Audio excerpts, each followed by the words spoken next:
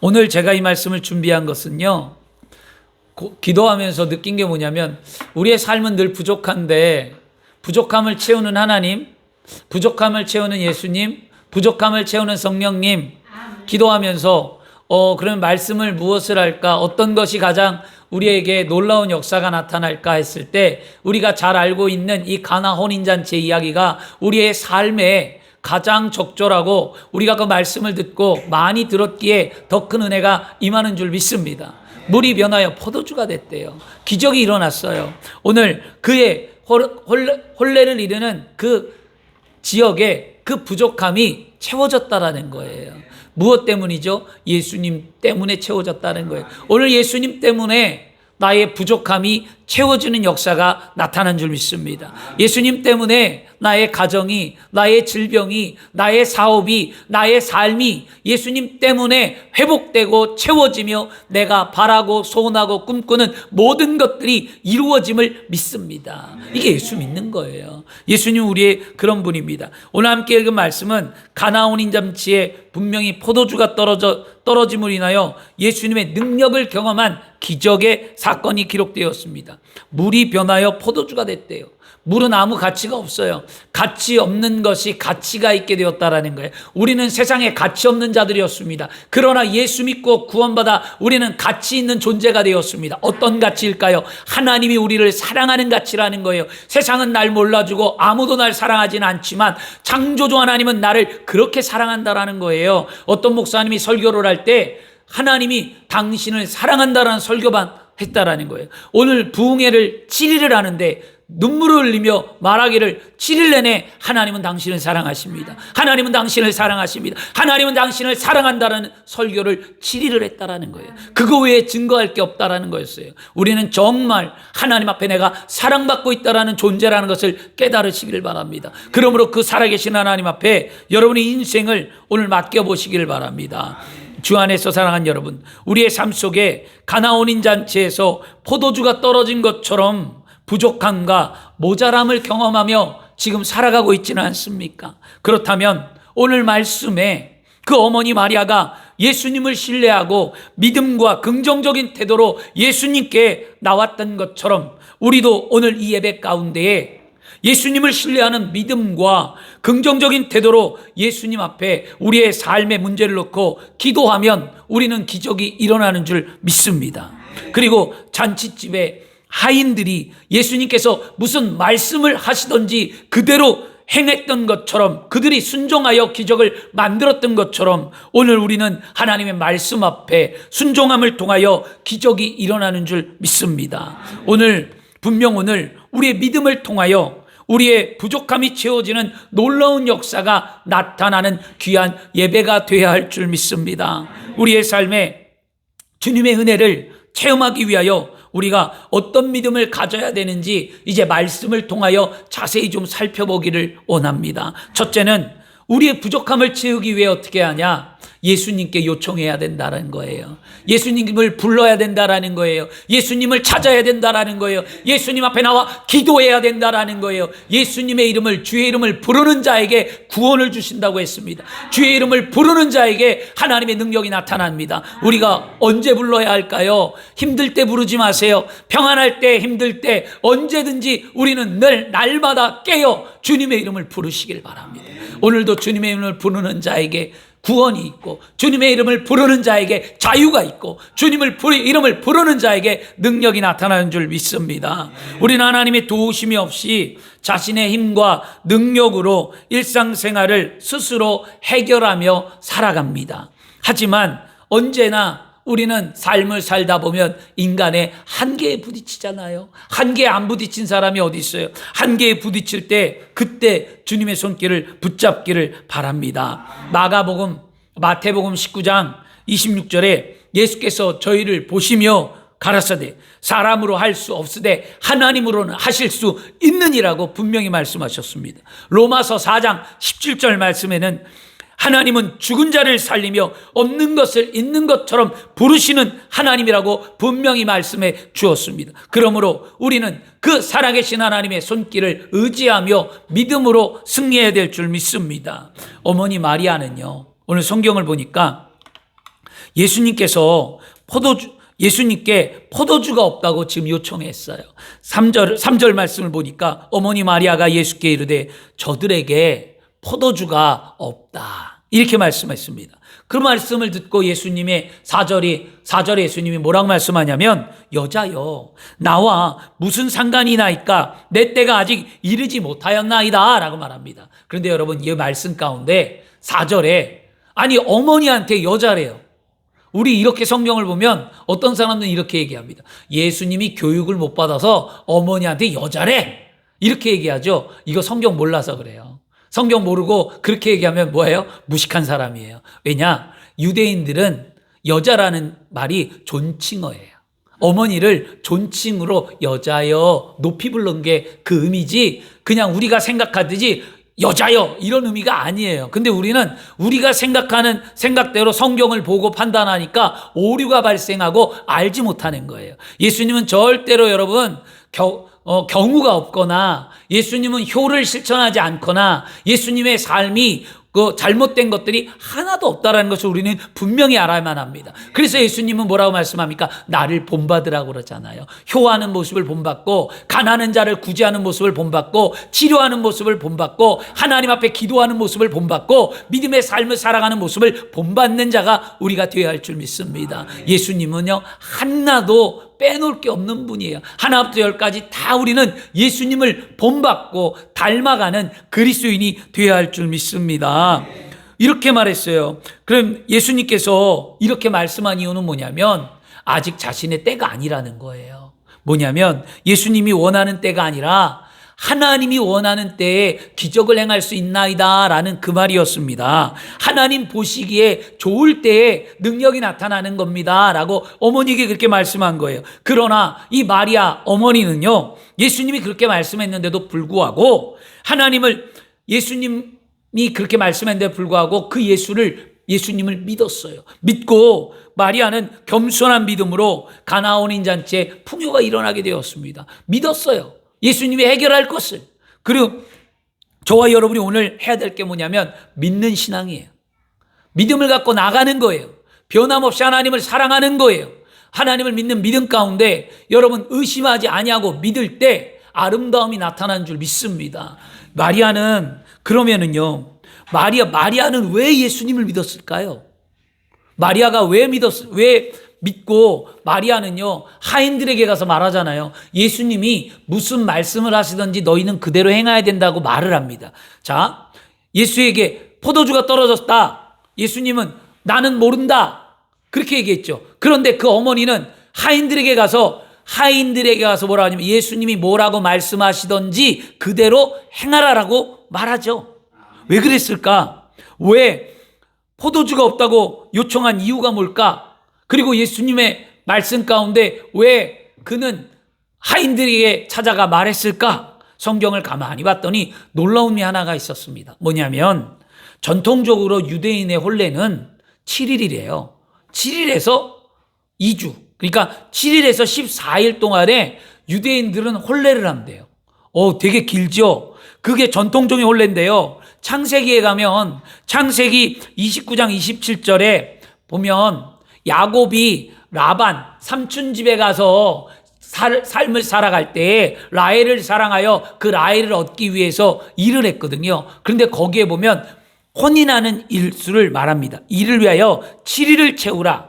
7일. 결혼을 하려면 네가 7일 동안에 함께 즐겁게 예배해라. 그렇게 말하고요. 또 사사기 14장 12절 말씀에 가면 뭐냐면 잔치하는 1회 동안에 7일 동안에 잔치를 했대요. 이건 무슨 말씀이냐면 삼손이 블레셋 사람의 여인을 맞이하고 7일 동안 잔치했다라는 거예요. 그래서 이 전통에 따라 유대인들은 혼례 잔치를 일주일간 또는 2주간 이어서 했다라는 거예요. 특히 이 가나 같은 지역은 마을이 굉장히 작아요. 그래서 이 혼인잔치는 마을의 축제예요, 축제. 우리도 옛날에 농촌에 살 때 누가 시집장가 가면 그 마을에서 뭐 합니까? 소 잡고 돼지 잡고 마을 회관에서 잔치를 열잖아요. 그것처럼 옛날에도 이 유대인들도 잔치를 배설했는데 결혼 혼례의 잔치를 7일 동안 했다라는 거예요. 그런데 그 잔치를 하는 동안에 그러니까 어머니 마리아와 예수님을 초청했다고 그러잖아요. 그 초청하는 것을 보면 오랫동안의 잔치를 했다는 걸 알 수 있습니다. 그런데 이 혼인잔치의 필수품이 뭐냐? 포도주였어요. 그 당시에. 포도주, 그것이 부족하여 잔치의 분위기를 깨트릴 위기에 놓였고요. 그 혼례를 치루었던 그 사람은 지금 뭐예요? 수치를 겪고 아픔을 겪을 위기에 놓이게 되었다는 거죠. 행복한 혼인과 즐거운 잔치가 포도주의 부족으로 인해 순식간에 경직된 분위기에 휩싸여 버릴 위기에 닥쳤다라는 거예요. 주 안에 사랑하는 여러분, 우리가 예수님께 요청하는 것은 나보다는요 타인을 위해 해야 된다는 것을 우리는 깨달아야만 합니다. 우리는 항상 나 중심적으로 살지 마세요. 그리스도인들, 예수 믿는 사람들이 항상 나 중심적이에요. 손해보려고 하지 않아요. 나 중심적으로만 살아요. 우리 그리스도인들은 이제는 믿음이 성숙하고 하나님을 알아갈수록 우리는 나 중심에서 타인의 중심으로 변화되어야 될 줄 믿습니다. 그래야 십자가를 지는 삶을 살아가는 거예요. 나를 따르거든 십자가를 지라고 예수님이 말씀하셨다는 그 십자가를 지기 위하여서는요, 나를 위해서 사는 것이 아니라 타인을 위해 살아가는 삶이에요. 이게 우리 진짜 중요한 건데요. 이 마리아 어머니는요 어떤 인생을 살았습니까? 자신하고는 아무 상관도 없잖아요. 근데 마리아는 타인을 위해서 살았어요.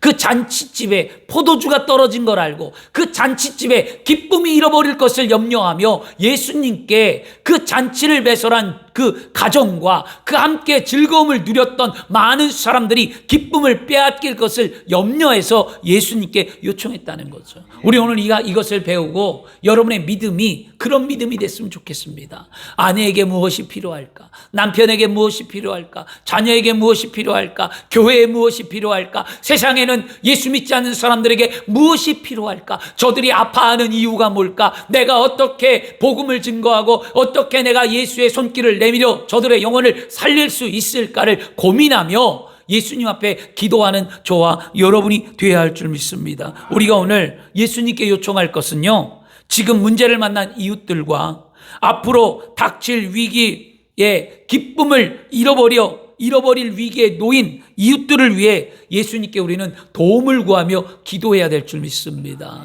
그런 기도를 할 때 나의 부족함이 채워지는 거예요. 먼저 그 나라와 그 일을 구하라. 그러면 이 모든 것을 더하시리라. 하나님이 원하는 일을 할 때 내 삶의 문제가 풀어지는 줄 믿습니다. 하나님이 원하는 일을 하지 않는데 내 삶이 풀어지기를 기도한다면 그것은 여러분 바른 기도가 아니라는 거예요. 물론 하나님이 은혜를 베풀어서 그 문제를 해결해 줄 수도 있겠지만 진짜 믿음이 있는 사람들은 하나님이 원하는 일을 하면서 내 삶의 만족을 느끼고 내 삶의 성령의 충만함으로 하나님의 살아계신 은혜와 기적을 체험하는 삶을 살아가는 줄 믿습니다.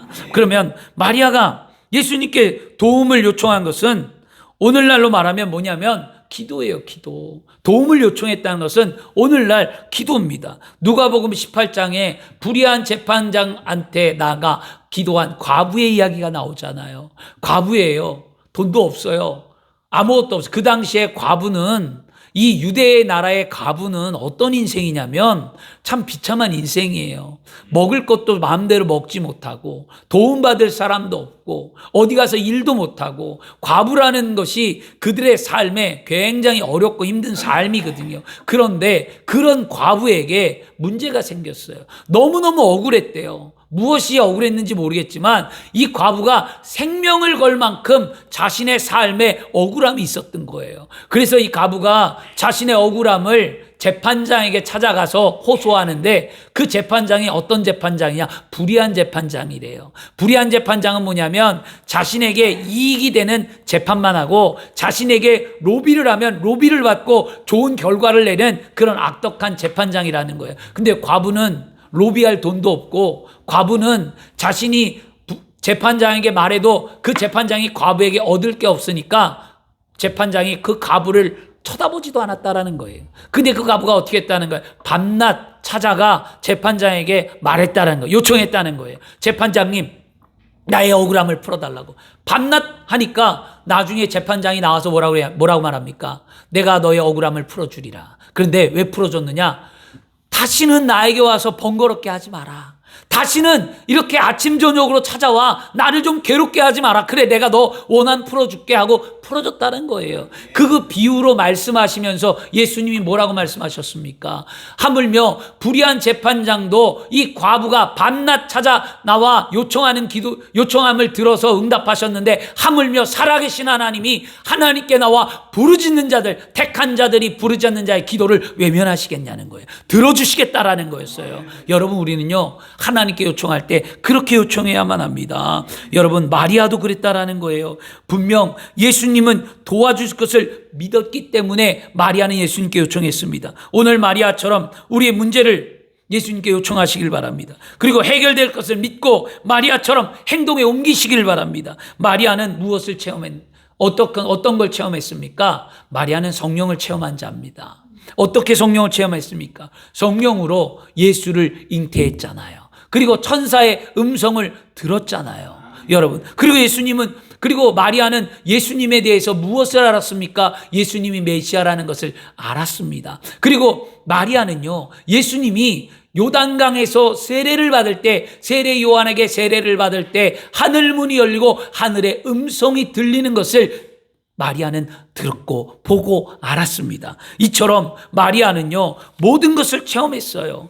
그것을 체험하자 마리아는 지금 예수님은 뭐예요? 능력의 하나님이라는 것을 알기에 예수님께 요청했다는 거예요. 다시 말해서 예수님이 누구인지를 아니까 예수님께 요청을 하는 거잖아요. 그러면 오늘날 우리는 성령 충만함을 받고 예수 믿고 구원받아 하나님의 자녀가 되어서 하나님이 누구인지를 분명히 알면 우리는 예배 자리에 나와 하나님 앞에 간절히 우리의 삶의 문제를 요청할 수 있다는 거잖아요. 이게 믿음이에요, 여러분. 마리아 믿음은 바로 그거였습니다. 체험한 신앙으로 믿음이 견고해졌던 그 마리아처럼 우리의 삶에 하나님을 체험하고 살아계신 하나님을 알고 예수 그리스도의 십자가의 은혜를 깨닫고 위로부터 내려오는 성령의 충만함을 받아 우리의 신앙이 살아있는 신앙이 되고 체험 있는 신앙이 되어서 하나님 앞에 나와 예배하는 삶이 간절해져야 될 줄 믿습니다. 그냥 나오지 마세요.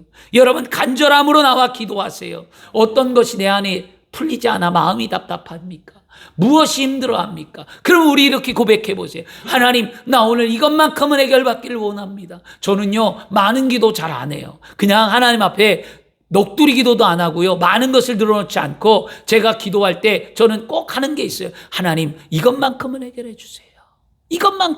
이것만큼이라는 말에 저의 간절함이 다 들어있어요. 하나님은 나를 알기에 내가 이것만큼을 해결해 달라고 할 때 이것이 무엇인지를 하나님은 알아요. 여러분도 오늘 말 못하는 고민 가운데 많은 것을 말하지 않더라도 하나님 앞에 요청할 때, 하나님, 내 삶에 하나님, 이것만큼은 반드시 풀어줘야만 합니다. 이것만큼은 내가 응답받아야 된다라고 하나님을 부르시고 찾고 두드리시길 바랍니다. 마리아가 예수님께 요청할 때 뭡니까? 포도주가 떨어졌다. 그 포도주 달라고 요청할 때 예수님은 기적을 만들었어요. 오늘 여러분의 삶에 그런 기적이 일어나야 될 줄 믿습니다. 성령이 우리 속에 내주, 충만, 역사, 교통하시면 우리의 믿음의 확신을 가지고 간절히 기도할 수 있다는 거죠. 요한복음 14장 26절에 성경은 말씀합니다. 보혜사 곧 아버지께서 내 이름으로 보내실 성령, 그가 너희에게 모든 것을 가르치고 내가 너희에게 말한 모든 것을 생각나게 하시라. 성령은 우리를 가르치고 성령은 우리를 깨우쳐주며 성령은 하나님의 말씀이 떠오르게 하신다는 거예요. 그러므로 성령을 날마다 의지하는 삶을 살아가시길 바랍니다. 로마서 15장 13절에도 소망의 하나님이 모든 기쁨과 평강을 믿음 안에서 너희에게 충만하게 하사 성령의 능력으로 소망이 넘치게 하리라.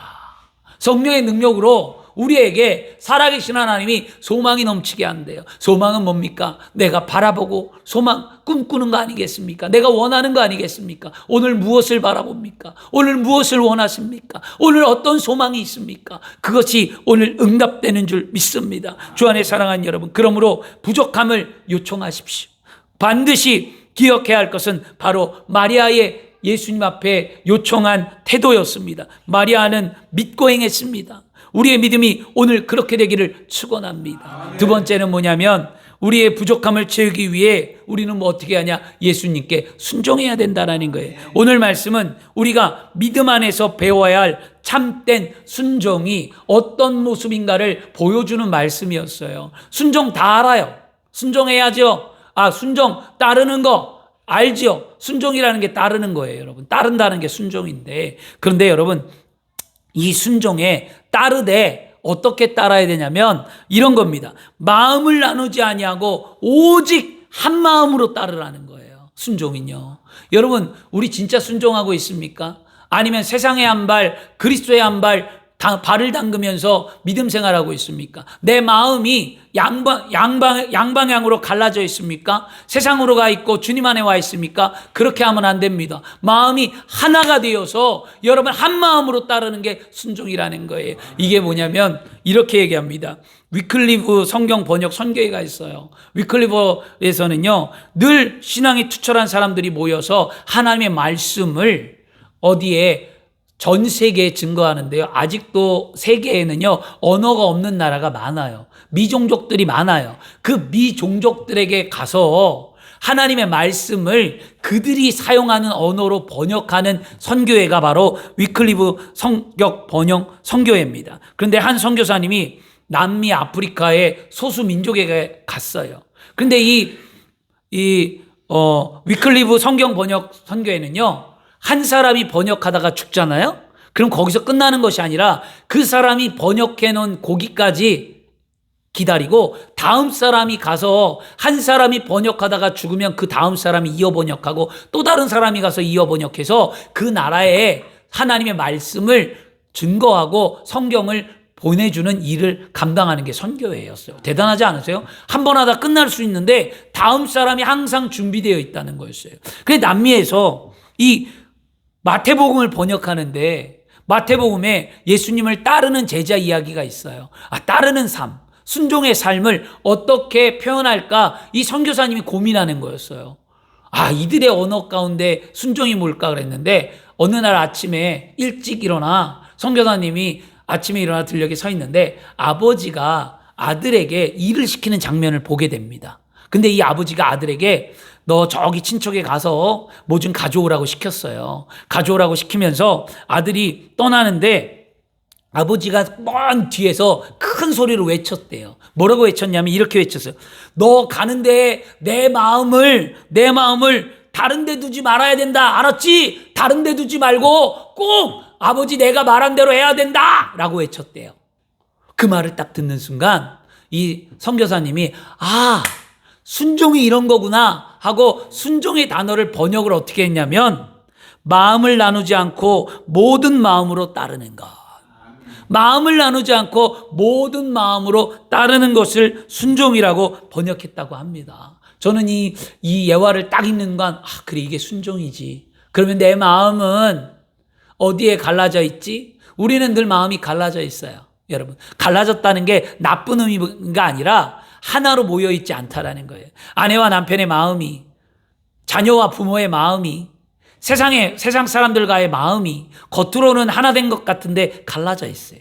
대한민국을 보세요. 하나인 것 같지만 우리 갈라져 있잖아요. 다 마음이 갈라져 있습니다. 그런데 하나님은 갈라져 있는 것을 원하지 않는다라는 것 분명히 아셔야만 합니다. 뭐죠? 마귀의 뜻이 디아블로로서 뭐라고요? 가르는 자예요. 가르는 것. 그러므로 가르는 것은 마귀가 하는 거예요. 하나님은 하나 되게 하는 거예요. 십자가는 하나 되게 하는 거예요. 예수를 믿으면 하나가 되는 겁니다. 하나님과 내가 하나 되고, 가정과 내가 하나 되고, 이웃과 내가 하나 되고, 세상과 내가 하나 되고, 교회와 내가 하나 되는 것, 하나 되는 데 힘쓰는 저와 여러분이 될 때 그것이 진정한 순종인 줄 믿습니다. 그러면 그 하나 되는 순종이 어떠한 일을 만들었는가 봤더니 뭐라냐면 순종의 자서는 따르겠습니다. 무슨 말씀을 하시던지 따르겠습니다. 아멘. 이게 순종이에요. 그 내 생각과 다르고, 이거 내 경험과 다르고, 이거 나하고는 전혀 맞지 않는다고 해서 그 틀렸어요. 나 안 해요. 이런 게 아니라 무슨 말을 하는지 따라야 될 줄 믿습니다. 5절에 하인들에게 마리아가 말하잖아요. 너희들에게 무슨 말씀을 하든지 그대로 하라. 이 말씀은 예수님께서 말씀을 하시든지 주어진 명령이 자신의 판단과 분별하지 말고 오로지 순종하라는 거예요. 여러분, 이거 중요합니다. 믿음으로 성장할 때, 하나님의 말씀을 강단에서 받을 때, 여러분 무슨 강단에서 말씀이 선포되든지 그 말씀에 아멘하고 순종하고 따라야 됩니다. 그것이 분명히 아셔야 됩니다. 그것이 내 윤리와 도덕에서 벗어나면 따르지 말고요. 성경도 말합니다. 윤리와 도덕에서 세상의 죄악 가운데 말하는 것을 주의 종이 말한다고 해서 100% 따라간다. 그건 잘못된 거예요. 그러나 윤리와 도덕이 무너지지 않고 주의 종이 바른 얘기를 한다면 내 생각과 다르다고 할지라도 아멘하고 따라야 되는 거예요, 여러분. 근데 그것이 내 생각과 다르다고 아멘하지 않는다면 여러분 기적은 안 일어나는 거죠. 하인들이 자신의 생각과 다르다고 해서 따르지 않았다면 기적은 안 일어났어요. 근데 하인들은 자신의 생각을 분명히 저버리고 예수님 말씀한 대로 따랐다라는 거거든요. 오늘 우리의 말씀이 하인들이 행한 믿음대로 행하시기를 바랍니다. 하인들이 어떻게 했는가 봤더니 7절에 말씀합니다. 순종은 뭐냐면 따라하겠습니다. 순종은 끝까지 하는 겁니다. 아멘. 이게 뭐냐면 7절에 이렇게 말하죠. 항아리의 물을 아구까지 채우라.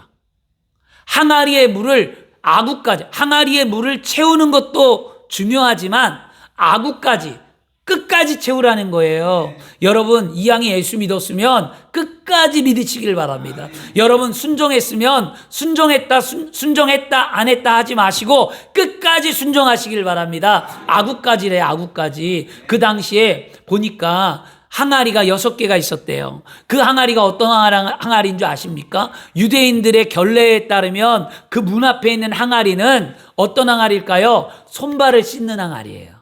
근데 그 항아리 물은 깨끗한 물이 아니에요. 왜냐하면 유대인들에게 물이 귀하기 때문에 물을 떠서 또 씻고 또 씻고 또 씻는 거예요. 항아리에 물 놨다가 꺼내고 씻는 거지 그 항아리 물을 씻었다가 버려서 깨끗하게 오는 물이 아니라는 거예요. 근데 잔치를 배설했고 동네에 수많은 사람들이 찾아왔으면 그 항아리의 물이 어떤 물이겠습니까? 깨끗한 물이 아니라는 거예요. 그 잔치에 왔던 모든 사람들이 손발을 닦고 모아놨던 물이라는 거잖아요. 그 더러운 물이었어요. 그런데 그 더러운 물이라는 것을 누구는 알아요? 하인은 알아요.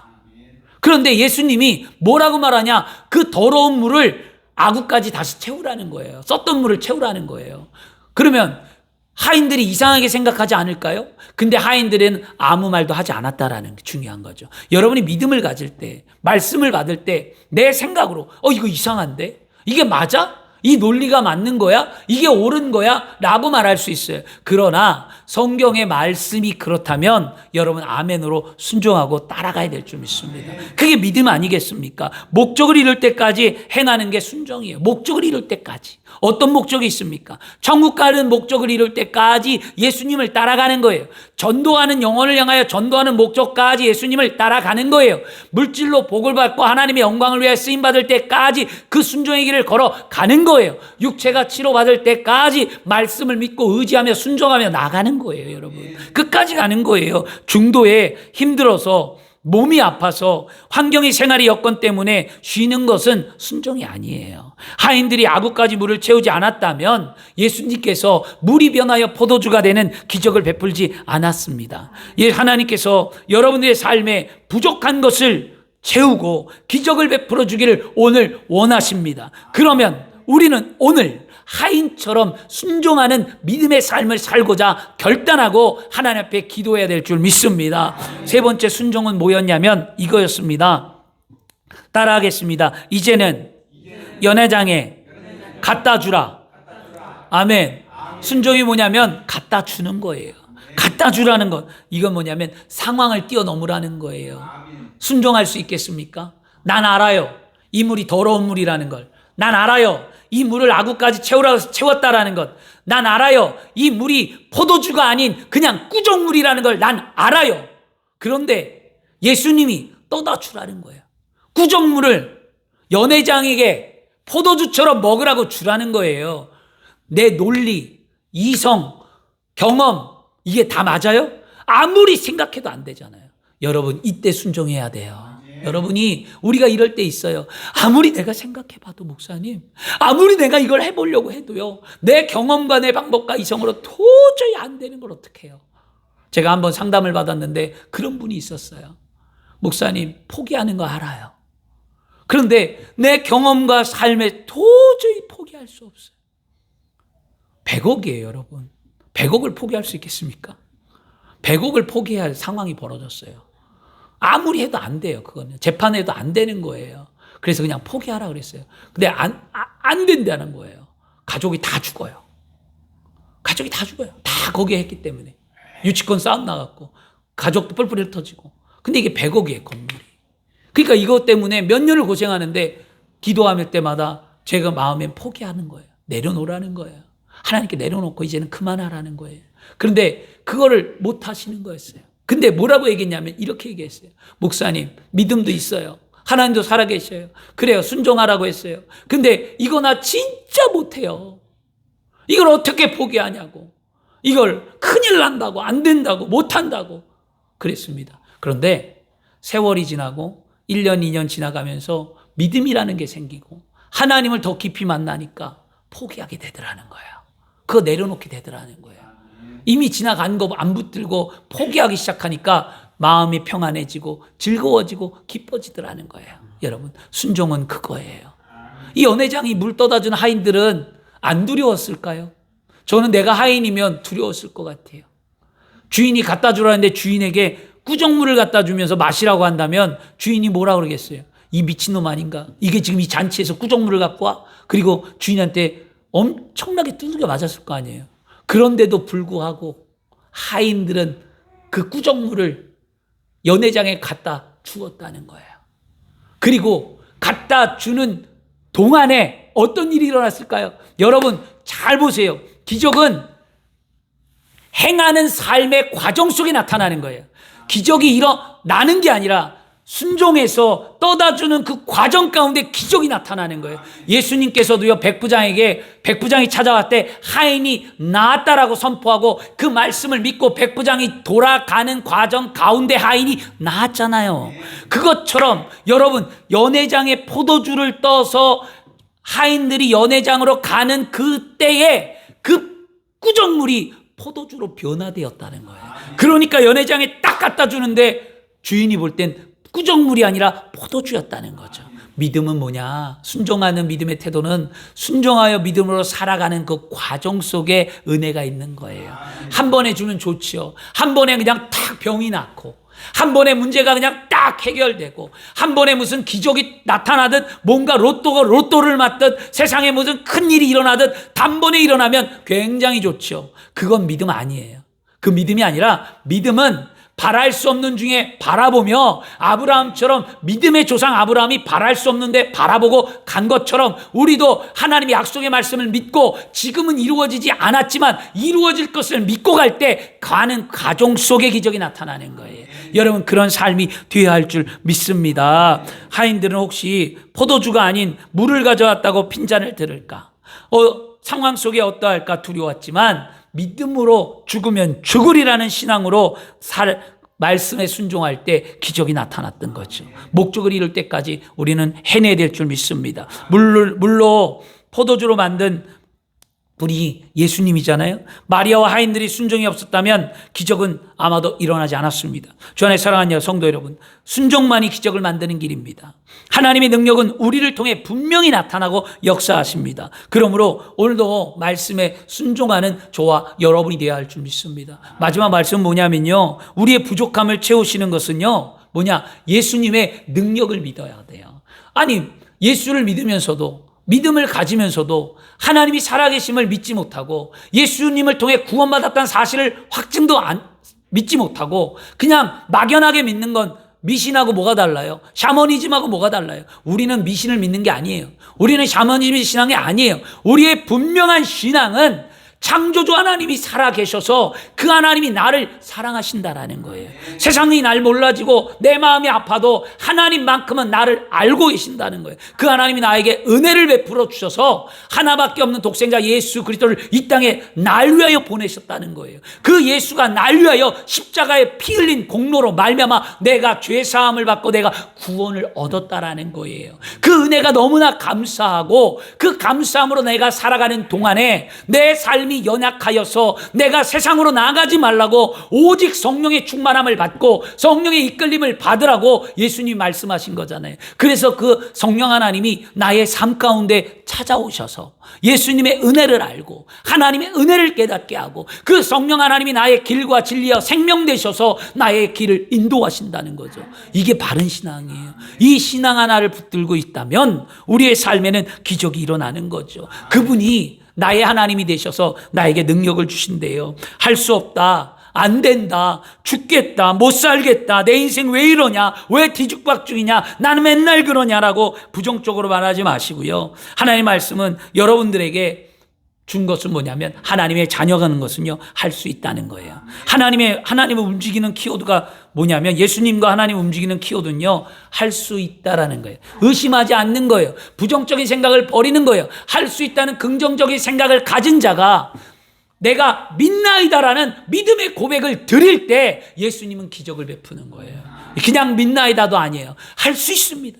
뭐든지 믿습니다. 긍정의 말을 하고 그 긍정의 말이 확신이 돼서 내가 믿나이다라는 고백을 할 때 예수님이 우리에게 기적을 주신다는 거죠. 오늘 그렇게 돼야 될 줄 믿습니다. 물은 아무 가치가 없잖아요. 오늘 놀라운 건 뭐냐면 따라하겠습니다. 가치 없는 삶이 가치 있는 삶으로 변화됩니다.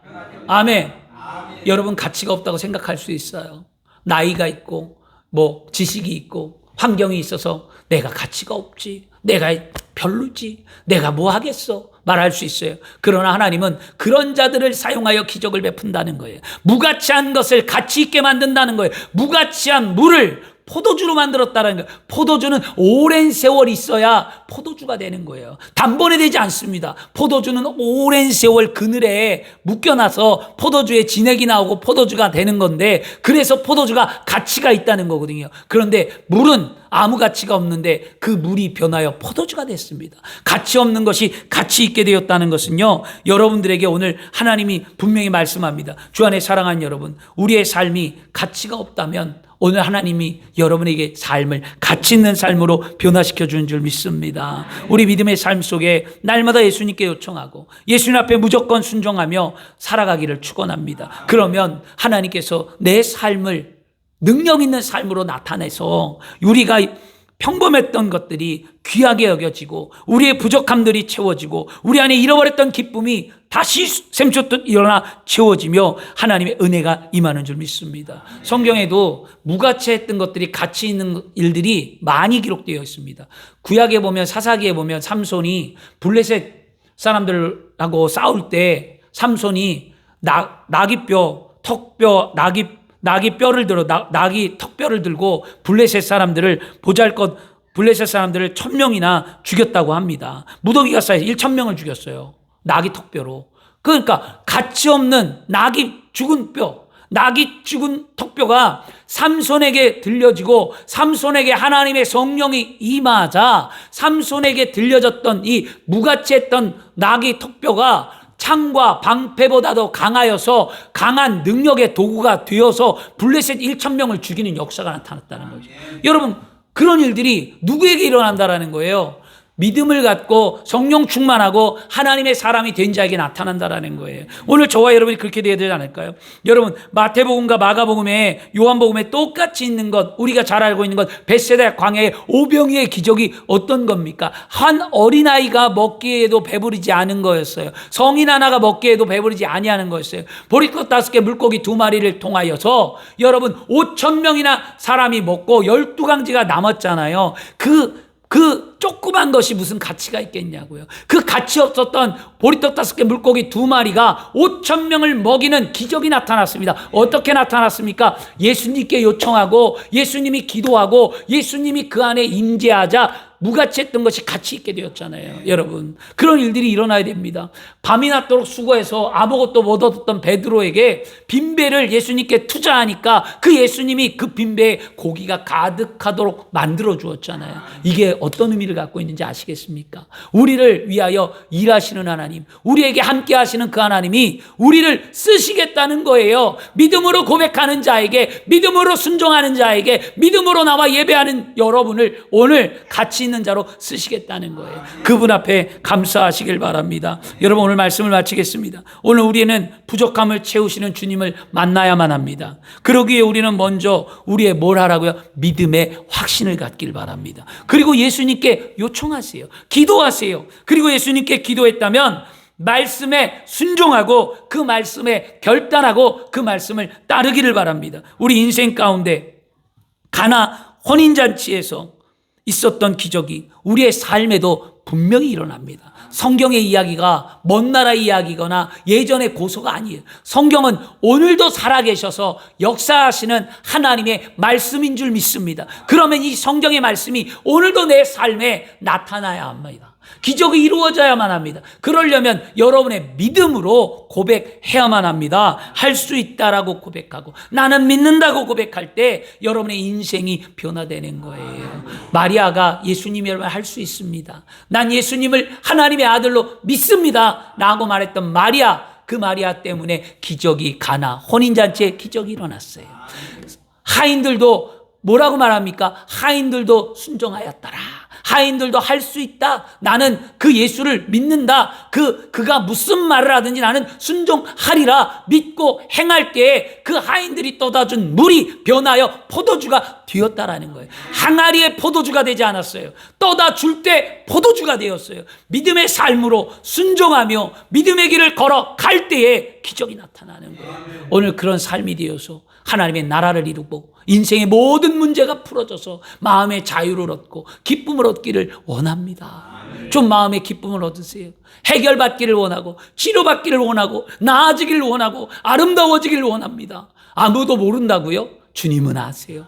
하나님은 아세요. 그분 앞에 나의 전심을 다하고 나의 모든 것을 내려놓고 오늘 위로받고 오늘 그 안에 기쁨을 누리는 삶이 되기를 그리스도의 이름으로 축원합니다.